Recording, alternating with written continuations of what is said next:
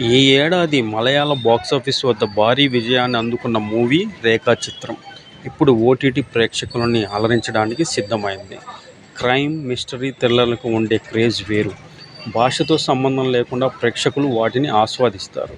ఇటీవల మలయాళ ప్రేక్షకులకు అలాంటి థ్రిల్ని పంచిన చిత్రమే 'రేఖాచిత్రం'.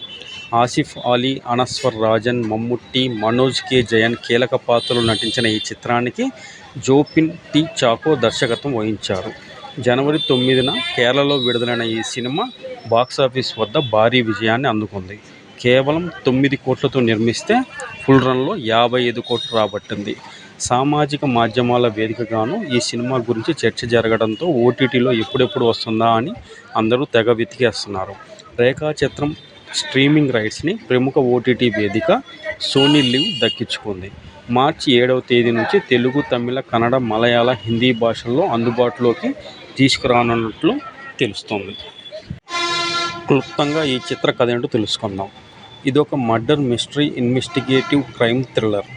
Vivek Gopinath police officer. జూదం ఆటే అలవాటుతో ఉద్యోగం నుంచి సస్పెండ్ అవుతాడు. తిరిగి విధుల్లో చేరిన రోజే రాజేంద్రన్ అనే వ్యక్తి ఆత్మహత్య కేసును ఇన్వెస్టిగేషన్ చేయాల్సి వస్తుంది.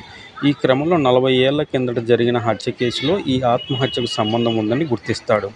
ఆ దిశగా విచారణకు మొదలుపెట్టిన తర్వాత ఒక ప్రదేశంలో మనిషి పుర్రె, కాలి చీలమండం, వెనక భాగం దొరుకుతాయి. మమ్ముట్టి అభిమాని అయిన హీరోయిన్ రేఖ కనిపించకుండా పోయిందన్న విషయం కూడా తెలుస్తుంది. మరి ఈ రాజేంద్రన్ ఆత్మహత్యకు రేఖ కనిపించకుండా పోవడానికి గల కారణం ఏంటి? గోపీనాథ్ గుర్తించిన ఆ పుర్రె ఎవరిది? ఈ కేసును అతను ఎలా పరిష్కరించాడన్నది ఈ సినిమా కథ. మార్చి 7 నుంచి సోనీ లివ్లో ఈ చిత్రాన్ని చూడవచ్చు.